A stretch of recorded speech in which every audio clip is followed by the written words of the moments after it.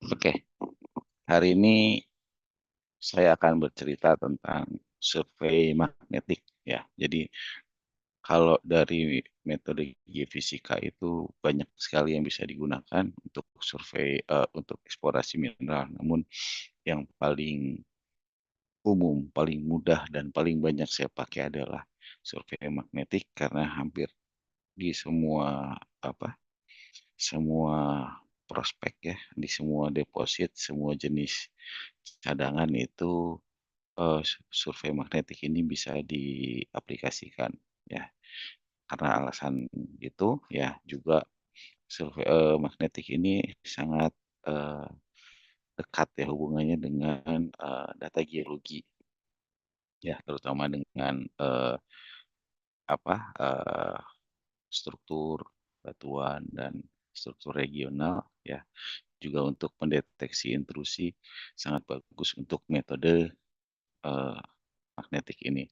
Kemudian untuk pemetaan regional pun sangat baik ya, dan juga survei ini adalah salah satu survei yang paling mudah untuk dilakukan, alatnya nggak banyak, surveinya gampang, bisa dilakukan satu orang, 2 orang saja cukup dan, hasilnya maksimal ya, hasilnya bagus dan juga tentunya cost-nya murah ya. Jadi saya menyarankan nanti kalau adik-adik kerja nanti someday, ditanya metode apa ya yang paling murah meriah untuk cari mineral, ya metode magnetik ini ya.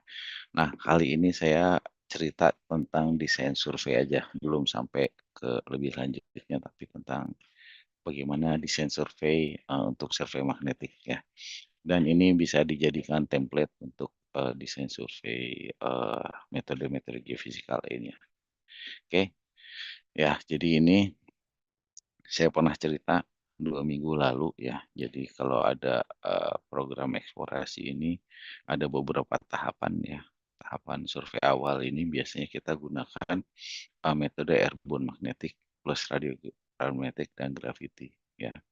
Nah ini metode ini bisa dipakai untuk, apa namanya, untuk memetakan daerah yang sangat luas. Ini luas sekali nih, panjangnya mungkin sepulau Jawa mungkin ya, panjang ini. Nah, ini bisa dipetakan dengan airborne magnetic dengan baik. Hasilnya gimana? Hasilnya dengan survei ini ya cukup bisa memetakan, melokalisir daerah-daerah yang sangat, eee, yang apa, yang prospektif ya. Dari sini apa yang bisa kita lihat nih ya, ini metode magnetik nih. Ya kalau mata kalian awas ya, nanti bisa lihat nih ada tren ya. Ini seperti ini ya, melengkung. Ini warnanya biru, merah. Nah ini ada lengkungan ya seperti ini. Dia melengkung sana. Ini tanda apa sih? Ya ini ada tanda, apa namanya, ini adalah satu feature geologi tentunya ya, di mana ini kemungkinan ini adalah, sebuah patahan ya, dan ini memang, thrust fault ya. Ini nih yang ada biru merah ini apa sih? Nah ini patahannya, ini ya thrust fault, ini patahannya ada yang membengkok ke sini kemudian terisi oleh intrusi.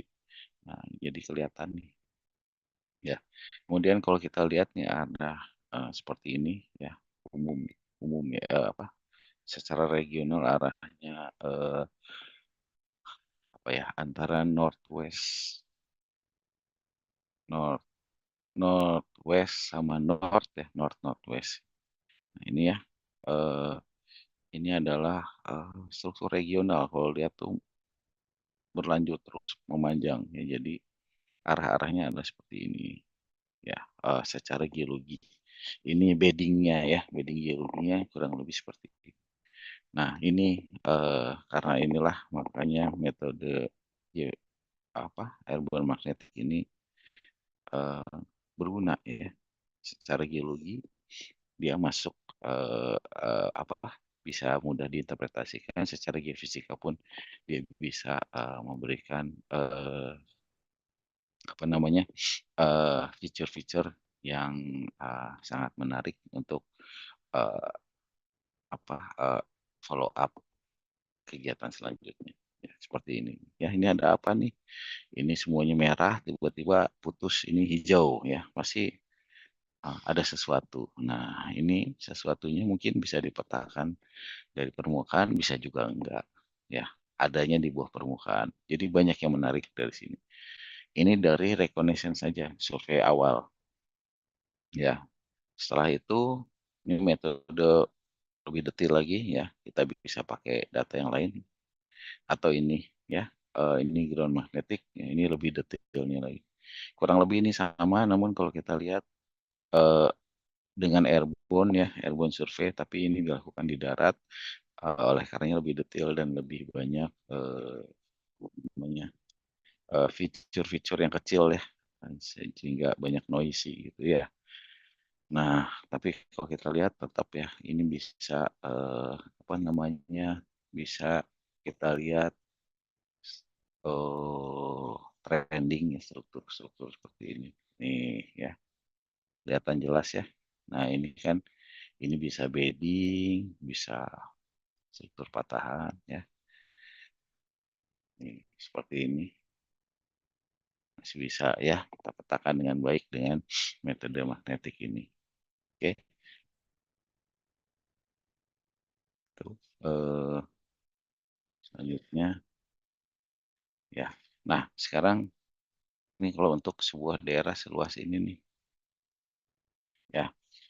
Nah, bagaimana kalau harus melakukan survei ya? Oh, harus bikin desain surveinya bagaimana nih?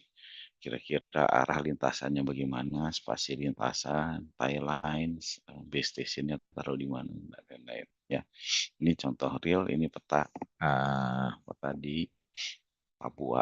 Ya, Eh, ini kalau kita lihat trendingnya, ya. Jadi kalau mau menentukan arah lintasan, spasi lintasan, tie lines, dan lain-lain itu perlu diperhatikan fitur-fitur geologinya. Juga targetnya apa, tujuannya apa, ya, base stationnya ada di mana, gitu ya, itu harus dipertimbangkan. Oke, nih contohnya seperti ini, ya ini arahnya, ini kalau kita lihat ini daerahnya eh, dia memanjang ya, daerah surveinya katakan yang ini ya, misalnya daerah surveinya itu eh, ini daerah surveinya ini ya, misalnya, maaf, nah sebesar ini gitu ya. Nah, bagaimana kita bisa membuat survei desain supaya efektif, efisien, murah, ya, dan bisa mengambil data sebanyak-banyaknya dan menghasilkan fitur-fitur yang baik. Pertama, arah lintasan penting, ya. Kalau misalnya ini cenderung utara selatan, ya, lintasannya yang terbaik bagaimana, ya. Nah, kalau mau ngitung efisiensi, ya, efisiensi akan lebih baik jika kita melakukan surveinya. Kalau bentuk bloknya ini cenderung utara selatan ya, cenderung lebih baik bloknya kita bikin bentuknya utara selatan seperti ini, ya kan? Nah, ini yang terbaik ya. Nah, dibandingkan dengan yang begini, ya. Tuh, ini yang bikin jadi nggak efisien adalah apa coba? Karena eh, kalau yang utara selatan dia akan nikungnya di sini nih. Pesawat tuh muter di sini ya. Kemudian pesawatnya muter di sini ya. Satu kali pesawat muter ini lumayan ya makan waktu. Ini bukan kayak mobil main nikung belok langsung jadi gitu ya enggak. Dia itu perlu nah seperti ini ya. Sementara ini bisa ini sekali muternya bisa sekitar 15 menit ya. 10 eh, enggak 10 menitan lah, 10 menitan untuk dari titik sini dia muter ke sini. Jadi muter ini bisa 10 menit supaya bisa inline lagi.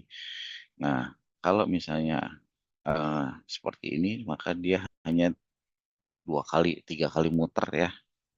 Nah, itu nggak terlalu banyak waktu itu yang kebuang.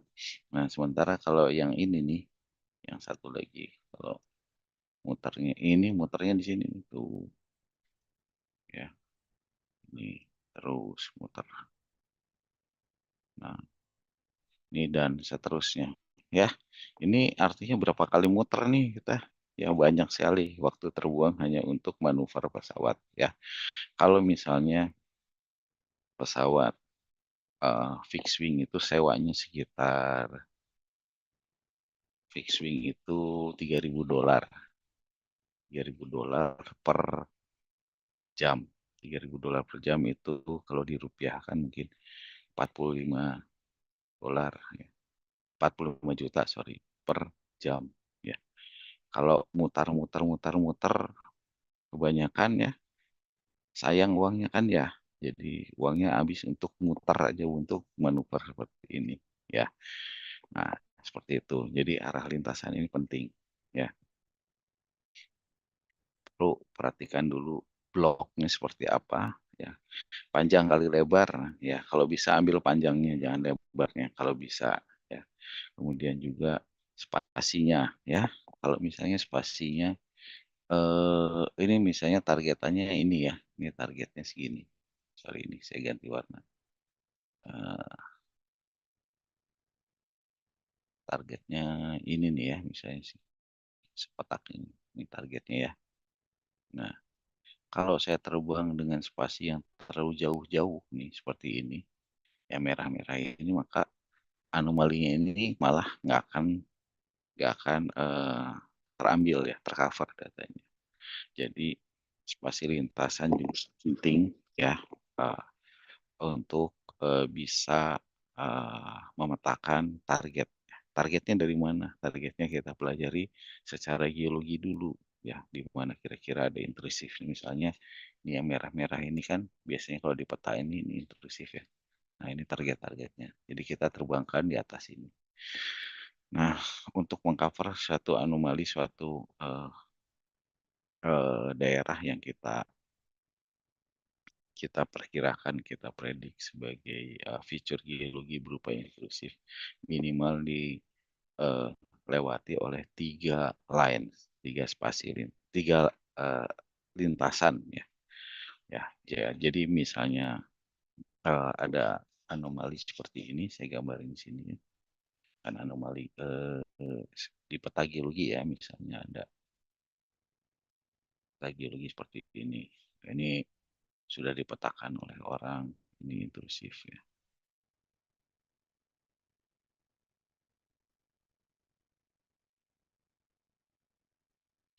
Nah, kemudian misalnya panjangnya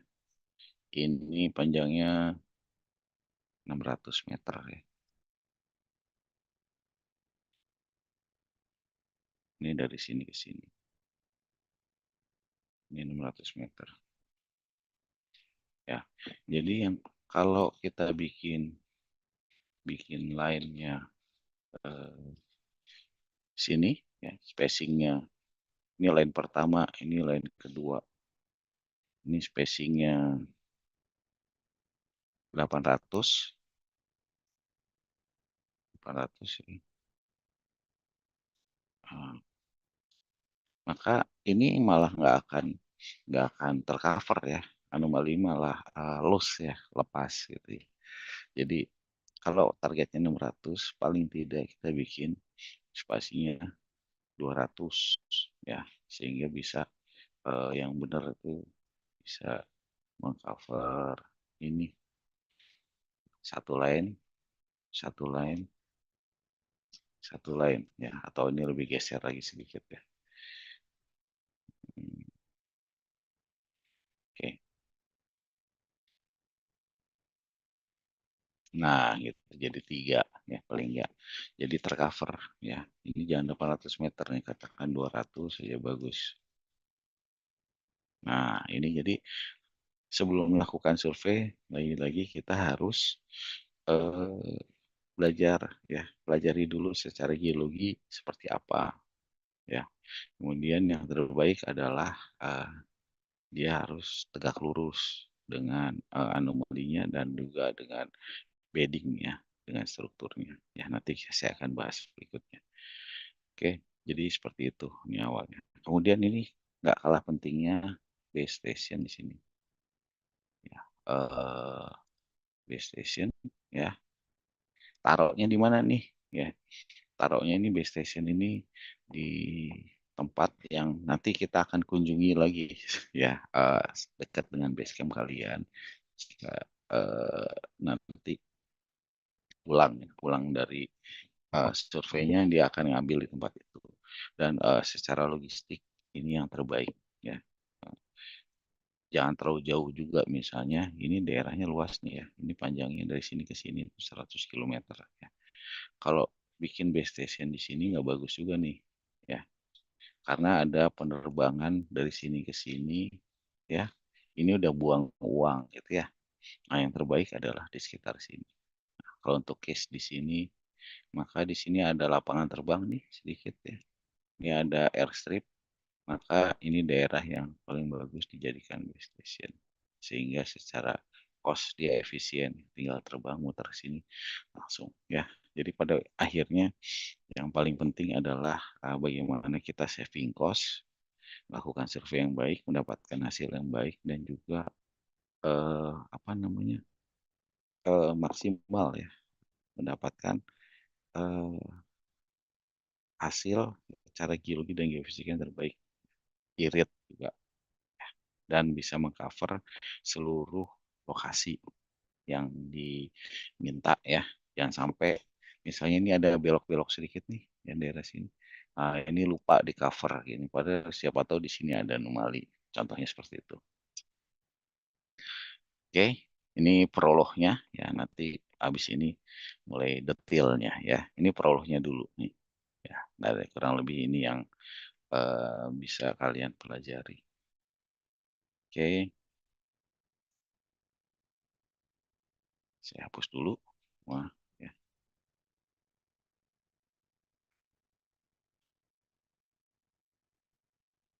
Oke, next.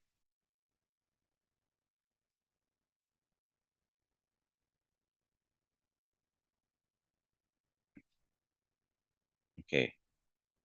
Nah, survei magnetik itu ya, dia itu in teori bisa, apa namanya, mendeteksi sampai kedalaman 20 kilo ya. Jadi sampai di yang namanya itu Curie temperatur ya, di mana suhunya itu, di atas 575 ya. Kalau makin ke bawah kan bumi makin panas ya, di bawah 575 itu, eee, si magnetik spin dari mineral magnetite itu akan kehilangan spinnya sehingga nilai kemagnetannya menurun, bahkan hilang ya.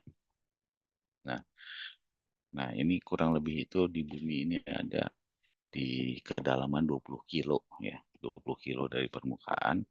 Di situ ada suhunya panas, kurang lebih 575 ke atas ya, sehingga setelah itu makin dalam sudah tidak terbaca lagi ya, magnetannya. Nah, jadi survei magnetik ini menarik karena dia bisa baca dari permukaan hingga kedalaman 20 kilometer.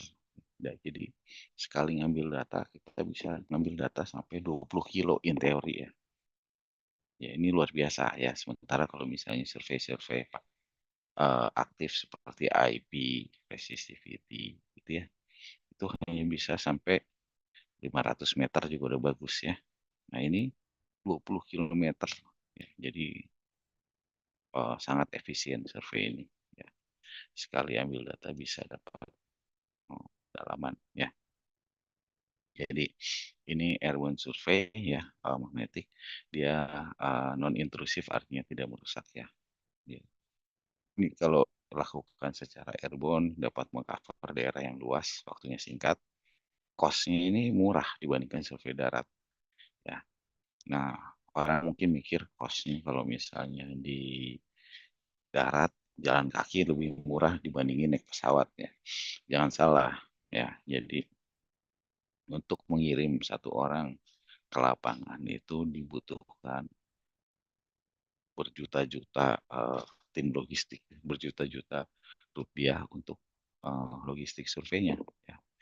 Misalnya kamu survei di tengah-tengah Kalimantan ya, untuk naruh orang ke tengah Kalimantan itu kan juga diperlukan berapa hari ya.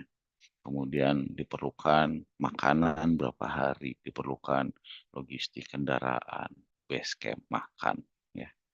Untuk satu 2 orang lapangan mungkin tim supportnya seabrek-abrek ya, bisa 20 orang ya, oke. Nah, cost-nya itu mahal kalau dijumlah-jumlah ya, karena memang di darat itu, surveinya orang jalan paling jauh berapa kilo sih, paling kalau ngambil data 2 sampai 5 kilo per day itu udah bagus, ya. Sementara kalau pakai airborne survei, satu hari ini bisa maksimal, bisa ribuan kilo. Jadi cost-nya itu lebih murah. Kemudian informasinya 3 dimensi yang lebih bagus ya, kualitas data bagus, ya, noise-nya kecil dan dapat meng-cover daerah yang sulit seperti jurang dan lain-lain yang sukar di, survei dengan, dari darat, ya, tidak bisa diakses, tapi dengan airborne survei ini bisa. Oke, zaman sekarang ada juga modelnya pakai drone ya, tapi kalau drone itu menurut saya belum belum bisa menggantikan airborne survey yang, eee, dengan menggunakan pesawat terbang, entah itu helikopter, entah menggunakan, fixed wing plane, aeroplane ya. Jadi belum tergantikan. Drone itu mungkin hanya bisa menggantikan sedikit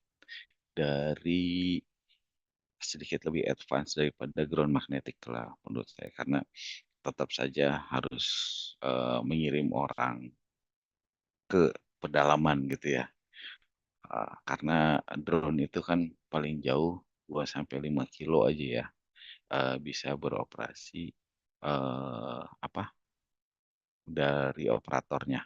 Lebih dari 2 sampai 5 kilo itu kalau nggak salah regulasinya juga udah beda. Jadi memang, belum bisa menggantikan, airborne survey ya si drone ini.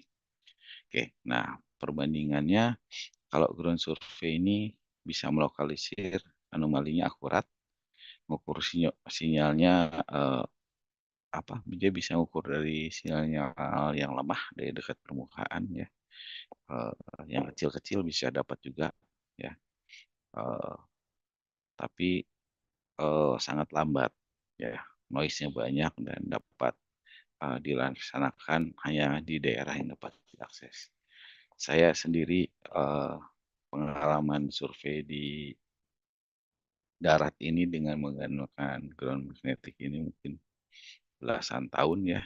Saya pikul alatnya naik turun gunung, ya memang lambat, memang sulit ya karena misalnya setiap, 25 meter kita harus ngambil 10 sampai 25 meter ngambil data, kemudian kita pastikan datanya bagus.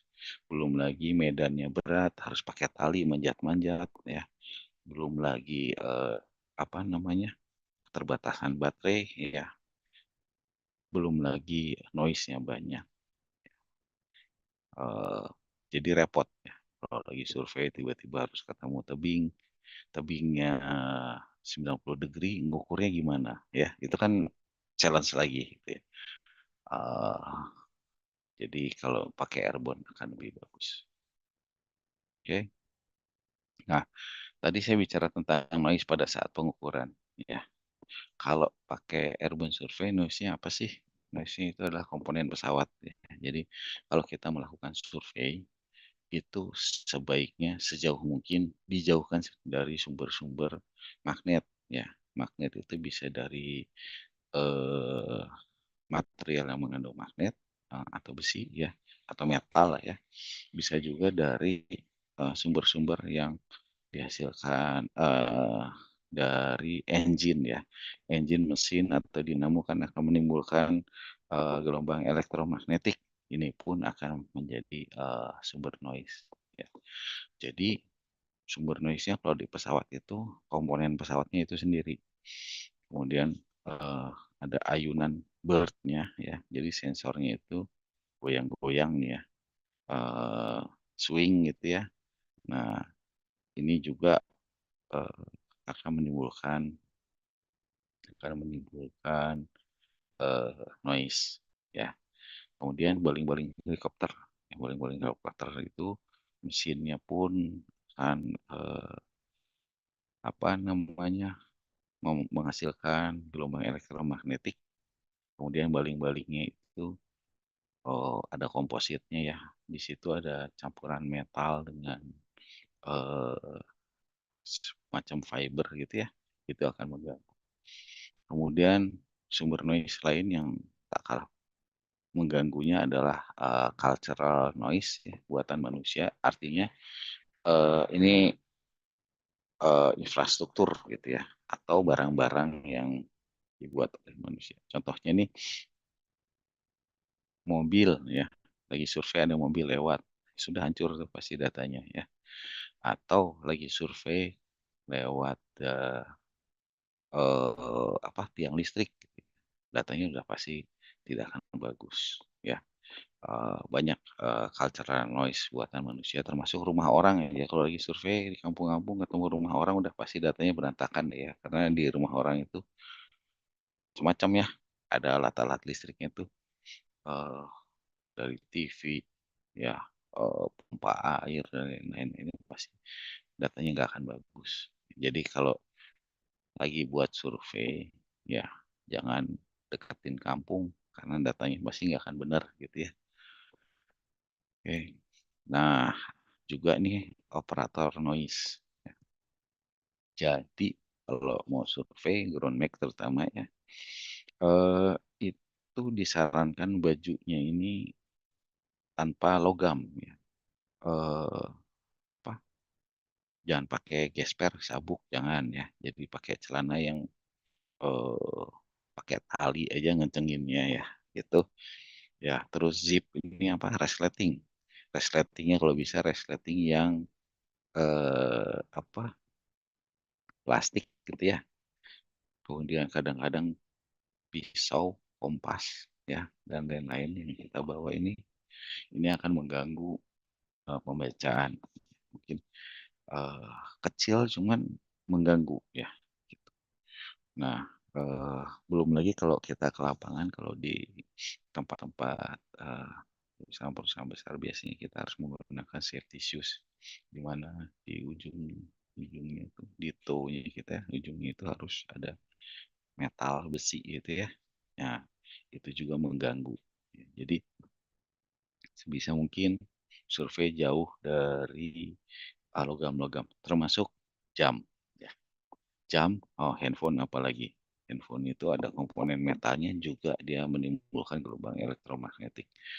Jadi jangan ya. Jam juga kalau bisa jangan ya. Eee, Jam smartwatch tuh, Garmin lari kalian ini, atau apapun itu jangan ya.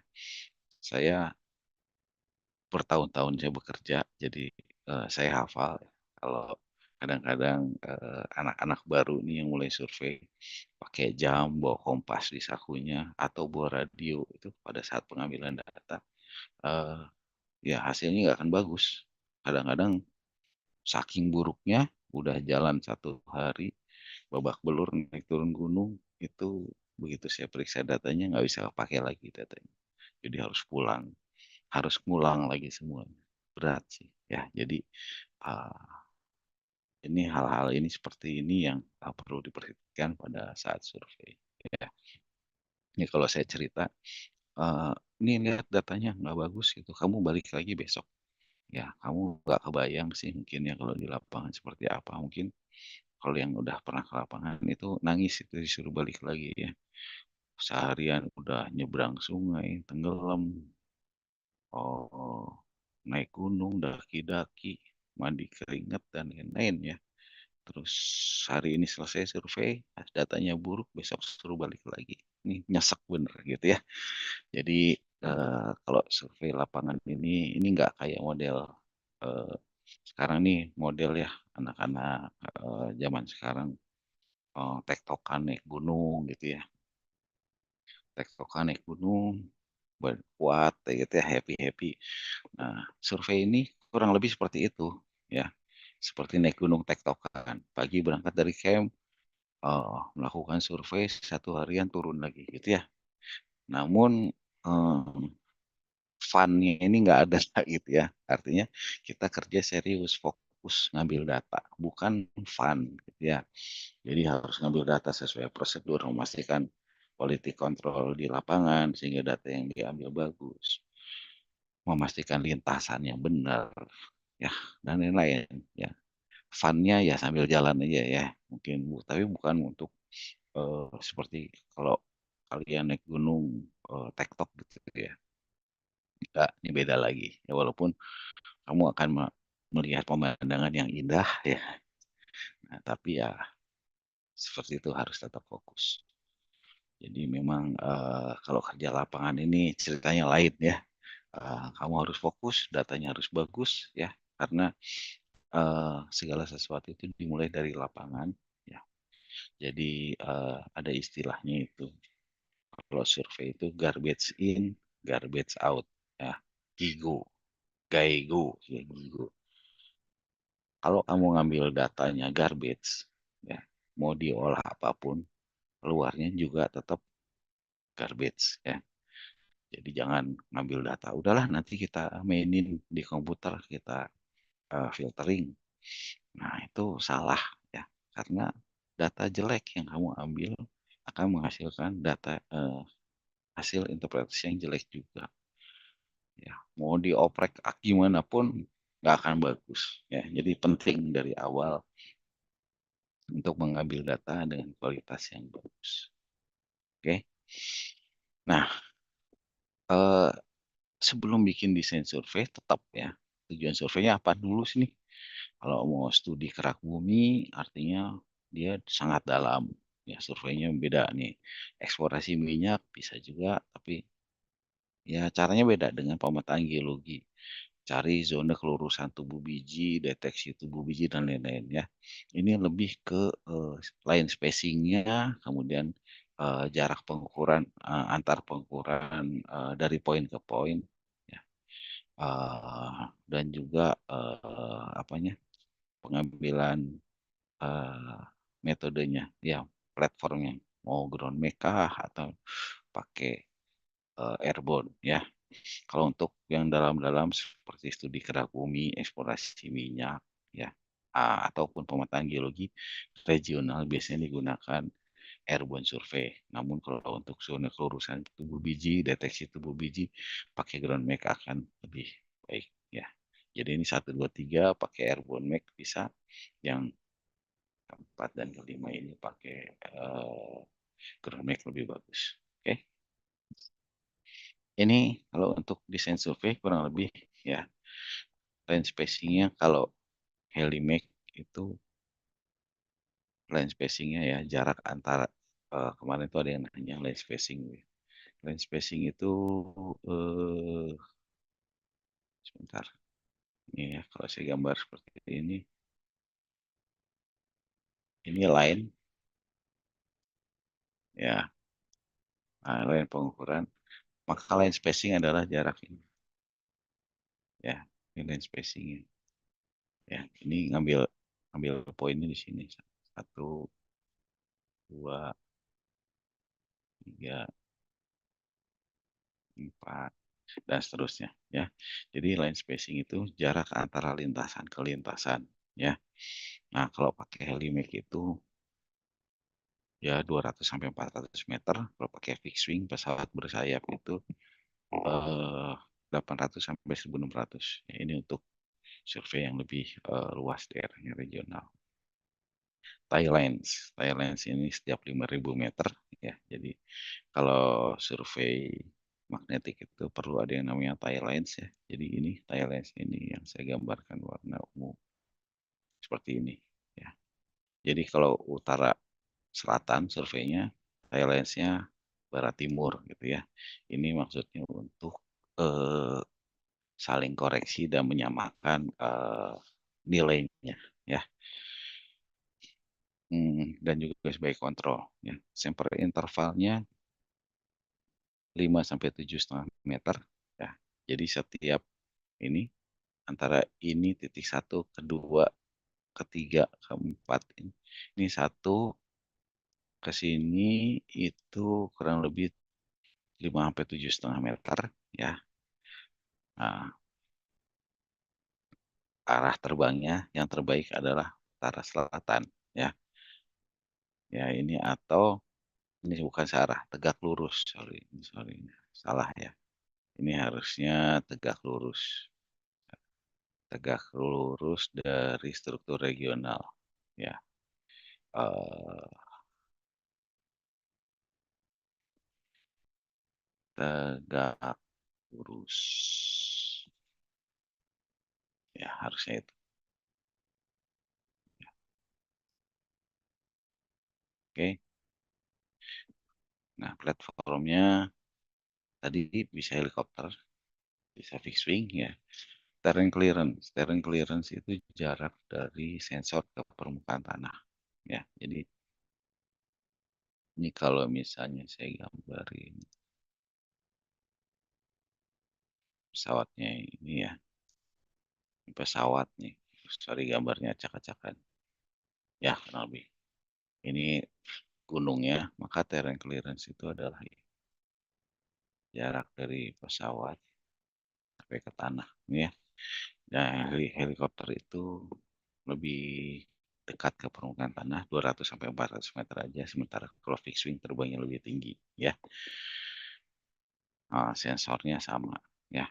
Nah, bagaimana dengan ground mag? Kalau ground mag itu ya line spacingnya suka-suka kita buat ya. Rata-rata saya bikin biasanya antara 25 meter hingga 50 meter ya, tergantung dengan target. Pengukurannya ya, sampel intervalnya ini setiap ya kurang lebih sama. Atau kadang-kadang kita bisa bikin 10 meter aja karena terlalu banyak berhenti ya. Yang lainnya sama. Turn clearance-nya, nah kalau ground mag itu hanya 2 meter ya. 2 meter dengan alatnya itu pakai tongkat 2 meter aja. Oke ya, ini untuk platformnya.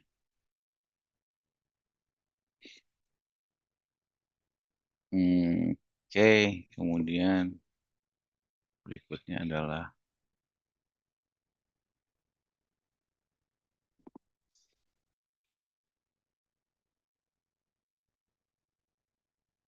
ya.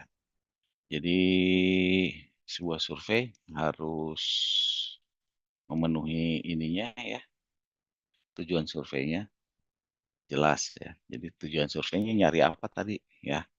Nah, kalau nggak memenuhi targetnya yang ngapain survei ya. Harganya murah. Nah, dan sesuai dengan budget ya. Jadi kita sesuaikan dengan budget, surveinya seperti apa, detail sedetil apa ya. Mungkin kalian nanti ada ekskursi ya, di mana harus nyari duit sendiri ya. Kalian harus pas-pasin nih bagaimana caranya bikin survei yang eh, bisa memetakan daerah yang menarik ya, sebanyak-banyaknya data yang bisa diambil dengan harga murah. Bagaimana desain yang baik ya. Tahun lalu ada yang konsultasi nih, yang biasa anak geofisika bikin survei ya, bikin lainnya begini, begini ngikutin jalan, terus satu lagi begini, terus satu lagi ada yang surveinya di sini Pak putus, terus lagi di sini, terus targetnya apa? Wah, targetnya ada Pak, tapi di targetnya di sini Pak, di sini ini targetnya katanya ya. Nah terus ini surveinya bagaimana? Targetnya di sini ya, ngambil datanya di yang merah ini targetnya di sini. Ya gimana mau ketemu gitu ya. Terus kemudian ini kalau begini, ini jaraknya nggak sama ini, nggak sama sama ini, ya nggak sama sama ini. Nah, data yang di daerah yang sini, ini gimana jadinya? Yang di sini gimana? ya. Ini semuanya akan menjadi interpolasi ya. Interpolasi ini kan nggak pasti ya, artinya nggak dilewatin ya, hanya hitungan matematis. Jadi ini adalah contoh desain survei yang salah sehingga datanya ya nggak bisa memenuhi tujuan survei. Ya, harganya murah, iya mungkin sesuai budget, iya ya, tapi nggak memenuhi tujuan survei ya. Saya waktu itu nanya, "Pak ini nanya ini kenapa di sini kenapa di sini nggak bikin garis aja?" Wah itu trek jalan orang ya, katanya ini, jalan kampung dan jadi hanya ngikutin jalan kampung.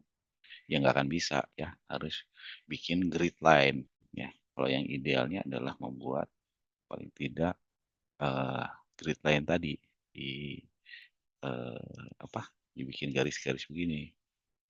Nah, kalau memetakan, terutama kalau targetnya di sini ya surveinya di sini, ya jangan nah belok-belok masih nggak apa-apa, cuma kurang lebih seperti ini.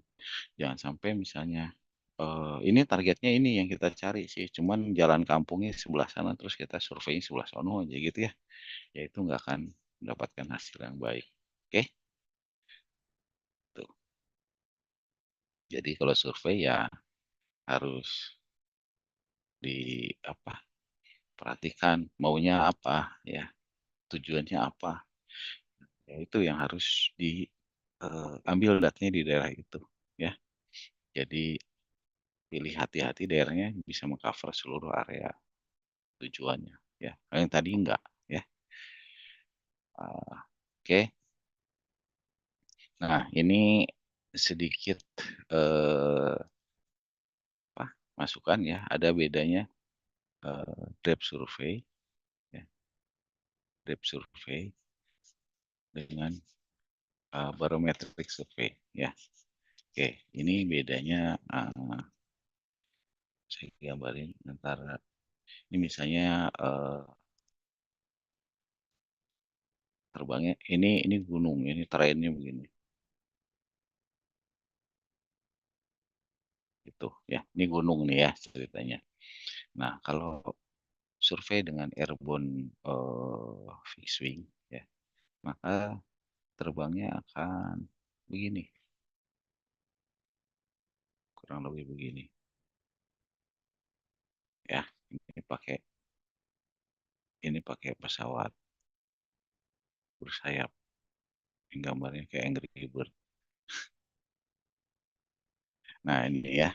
Nah, jadi dia barometric survey, constant altitude ya, jaraknya jadi ketinggiannya ini kurang lebih konstan sama semua ya, kurang lebih ya. Nah, ada lagi drape survey. Drape survey ini dia mengikuti kontur permukaan ya. Jadi seperti ini. Surveinya begini,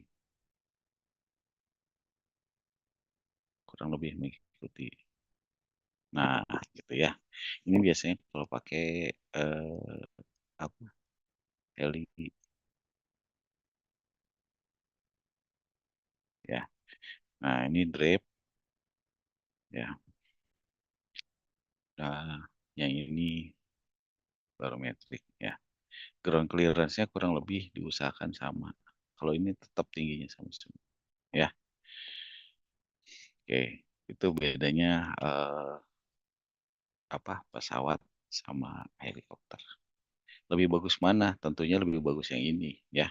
Karena jaraknya tetap sama sensornya ya. Yang ini pasti lebih bagus. Karena jarak ke tanahnya sama sehingga koreksinya pembacaannya kurang lebih sama-sama semua. Ya, makin jauh sensor dari permukaan maka bacaannya akan semakin lemah ya. Oke. Nah, ini contohnya ya. Kalau yang fixed wing saya nggak ada gambarnya karena waktu itu eh, saya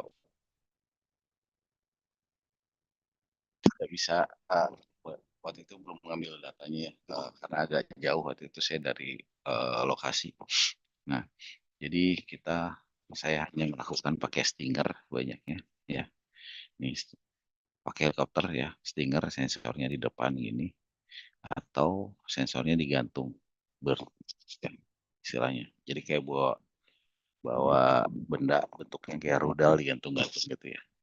Nah kalau Grand Max ini tongkat aja gini, sensornya di dada. Ini tingginya kurang lebih 2 meter. Jadi jarak antara sensor dengan tanah ini ya konstan 2 meter ya. Ini di kru saya di pegunungan Papua. Ini ketinggiannya sekitar 4.300 4.400 meter ya. Dingin dan oksigen tipis ya. Jadi buat para pendaki tektok nih ya kalau mau survei mau jadi orang lapangan survei ya cocok lah ya happy-happy setiap hari ngambil data naik turun di gunung-gunung seperti ini. Ini kalau jatuh ya lumayan lah patah-patah ya ini tahun 90-an dulu. Oke, atau kalau yang senang terbang-terbang naik pesawat ini ya lumayan mual-mual karena naik turun gunung ya. Dia manuver-manuvernya kayak tadi tuh tajam naik turun ya mual. Sehari bisa 6 sampai 7 jam ambil data kalau lagi bagus. Dulu biasanya saya kalau habis survei begini, nah kalau mau survei tidak banyak makan karena sering mual. Setelah survei biasanya muntah-muntah. Wah, ya karena mabuk ya. Gitu. Oke. Ya memang ada challenge-nya tapi ya inilah namanya orang lapangan ya kalau kerja seperti itu. Ya. Arah lintasan tadi saya udah bilang ya kalau bisa tegak lurus strike terbaik adalah north south. Spasi lintasan saya udah cerita ya eh, tergantung amplitude geometri target eh, satu lintasan di atas target minimal ya untuk kelurusan tiga minimal tiga. Ini maksudnya begini. Tadi saya udah gambar ya. Kalau lebih gini. Targetnya ini ya kalau bisa yuk, yang buat satu lintasan di atas target minimal satu ini ya. Kalau untuk lurusan kalau bisa tiga, dua, tiga, nah gitu ya.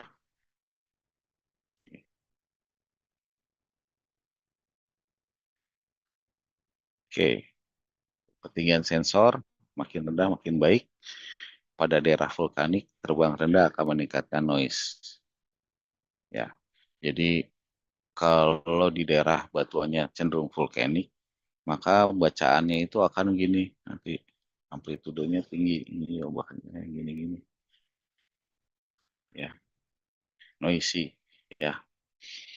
Nah kalau untuk morfologi terjal lebih baik terbang sedikit tinggi ya supaya variasi ground clearance-nya nggak terlalu banyak ya. Jadi kalau misalnya nah begini-begini kalau bisa terbangnya tetap tinggi aja sekalian. Nih terbangnya di sini misalnya ya. Nah jadi variasinya nggak terlalu banyak ya walaupun tidak ideal. Oke. Oh, sorry nih kalau ada berisik, ada tukang sampah, bongkar sampah di belakang saya. Oke, oke. Nah, ini biayanya kurang lebih nih, ya. Ini untuk daerah sekitar berapa ya? 20.000 hektar gitu. Biayanya lumayan ya, $795 dulu nih ya. Nah, ini kurang lebih ya segitu. Berapa miliar tuh ya. Nah, kosnya gede, tapi bisa sekitar ini lebih 50.000 hektar ini bisa tercover. Jadi kayaknya mahal padahal tidak terlalu mahal. Ya, kalau kita lihat dari luasannya bisa kita ambil. Oke, saya dari tadi bicara terus, sekarang gantian ya. Oke, kalau ada yang mau nanya, saya buka sesi tanyanya. Silahkan.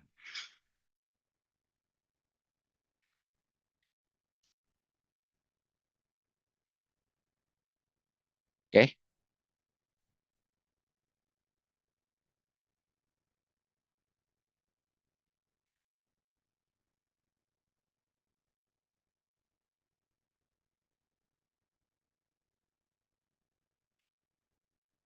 ada yang mau nanya? Coba di chat saya share.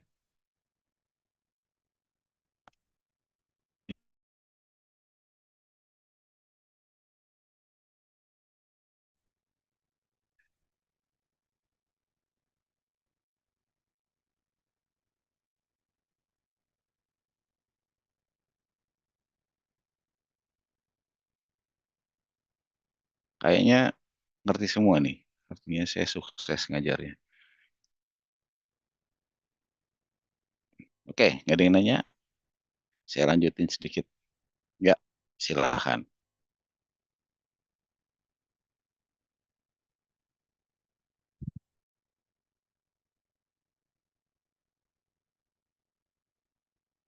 Ya,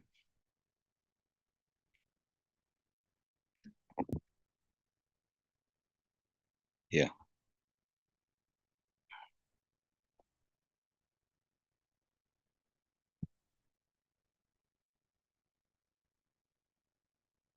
ya.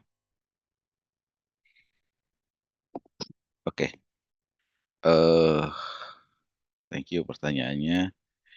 Saya share dulu ini tadi ya. Kasih gambarnya dulu. Nih, ya. Eh, ini sensornya ini agak ada jauh, jaraknya 10 meter ya. Dan ini alatnya ini sudah dikompensasi dulu ya. Jadi pada saat eh, dipasang, kemudian alatnya diukur ya. Eh, apa? Mengambil data dulu nih, mengambil data kira-kira noise-nya sebesar apa ya. Baling-balingnya dinyalakan, noise-nya seperti apa.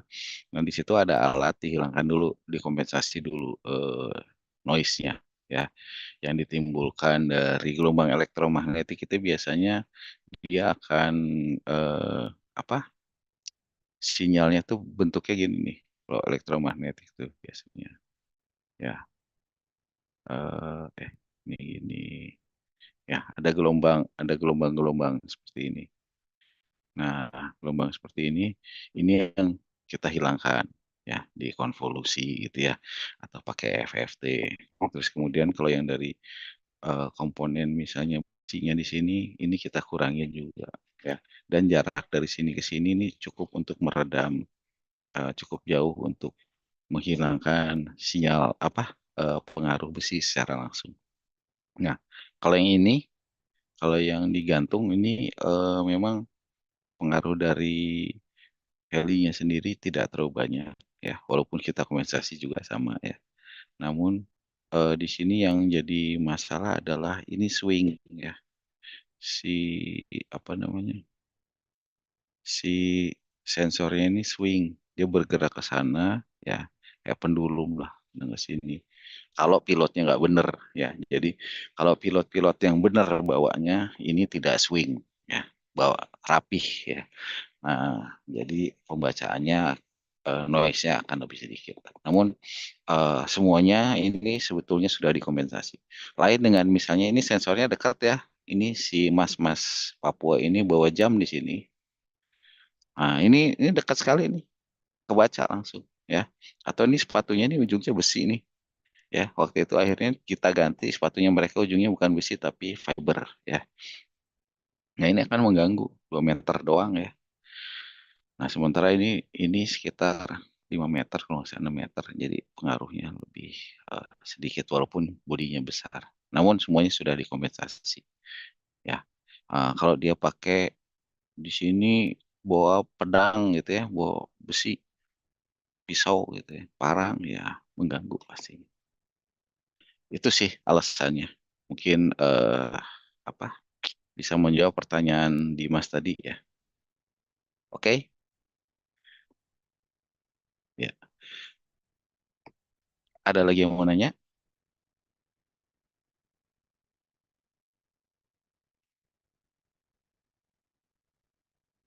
Oke, ya. Nah, ini ada apa, jarak antar lintasan saya tambahin sedikit ya. Antar lintasan jaraknya jangan melebihi 1,2 kali. Nah, jadi kurang lebih ini ya. eh, ini traverse line-nya ini seringkali error. seringkali pesawat itu kan bukan kayak mobil ya. Jadi eh, dia itu terbang mencong-mencong begini ya. Ini kalau ada software ini dia bilang nih yang merah-merah ini harus kurang baik, harus disurvei ulang gitu ya. Walaupun kalau ini minor sebetulnya tidak masalah. Jadi eh jadi nggak boleh lebih dari jarak ini ke sini 1,2-nya ya. Eh itu ya. Kemudian Thailandnya 10 kali dari panjang lintasan. Oke, ya karena nggak banyak yang nanya, saya kasih kuis aja deh ya. Oke, ini ada dua halaman terakhir ya. Dua halaman terakhir ini saya jadiin kuis aja ya. Jadi ini adalah suatu daerah ya. Ini peta topografi ya. Ini ketinggiannya seperti ini, konturnya topografi. Ini saya bikin north harusnya, tapi jadi tapi ini north ke atas ya. Sementara itu north. Nah, ini ini kontur topografi ya.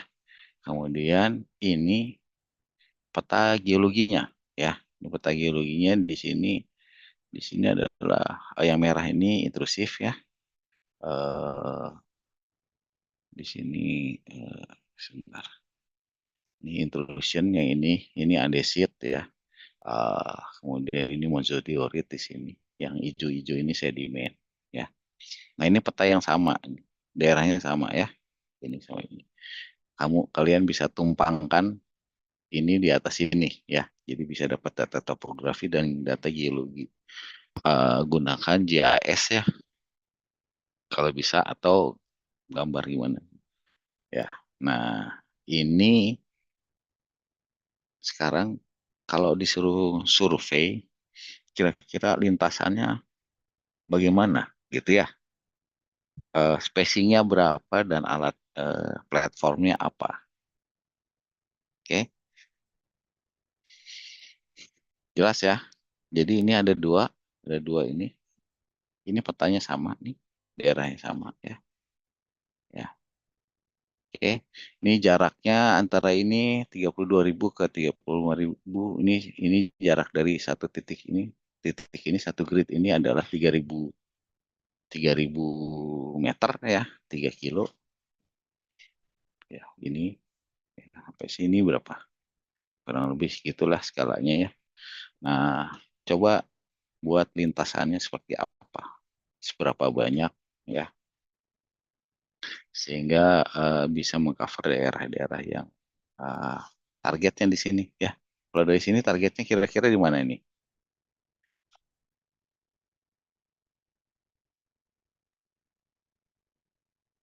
Targetnya mana ya? Jadi baca aja dari sininya ya, dari geologi. Oke, ini saya jadiin kuis aja. Ada yang mau nanya nggak cara mengerjakan kuisnya? Mas, udah jelas belum? Pak, izin nanya, Pak. Hmm, Tadi kita ya, ngegambarnya itu pakai apa, Pak? Apa boleh manual aja, Pak? manual aja, kamu tarik-tarik aja lah. Saya pengen lihat kamu ngertinya sampai mana. Ah, tarik-tarik garis aja. Ini pakai ini aja PowerPoint ya. PowerPoint tarik-tarik garis begini gitu. Garis-garisnya ya terserah mau begini kah, lainnya begini, boleh ya. Hitung aja jaraknya berapa misalnya gitu ya. Gambar-gambar aja seperti itu. Ya, tapi perhatikan juga topografi ya. Nah, kira-kira ini pesawatnya apa ya ini perlu. Oke, udah jelas belum? Baik, Pak. Ya, nanti saya share ininya PowerPoint-nya ini eh, dikumpulin ke nanti saya kasih alamat ngumpulinnya. Cukup halaman ini aja ya. Halaman PowerPoint ini satu biji aja. Kemudian bikin garis-garisnya di mana dengan keterangan line spacingnya berapa, platformnya apa. Ya, jadi pertanyaannya tugasnya ini. Satu, catat ya, eh, gambar line direction.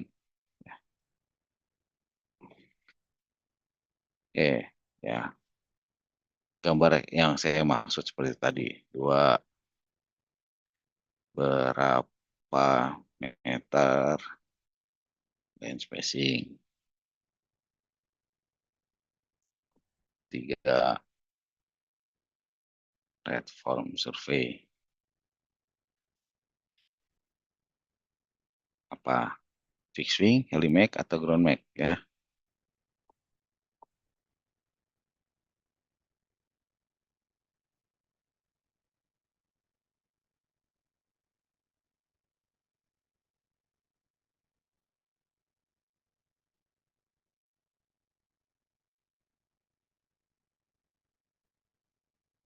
Oke, udah tiga ini.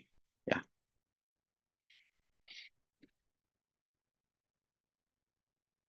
jelas ya.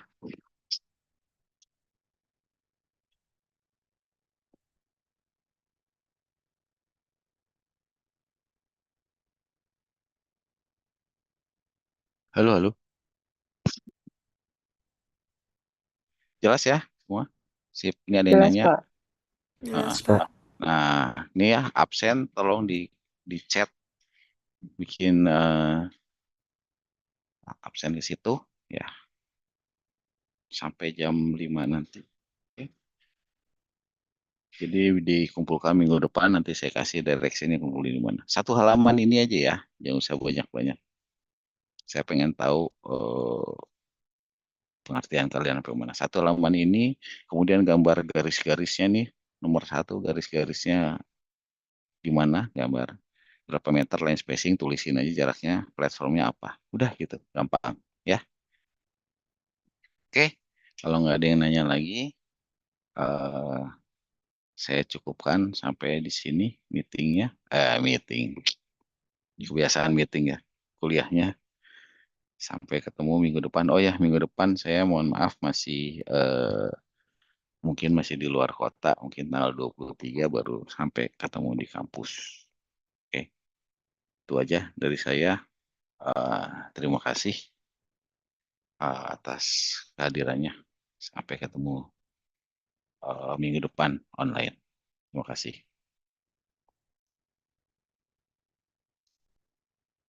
Terima kasih, Pak. Terima Terima kasih, kasih. Pak. Terima kasih, Pak.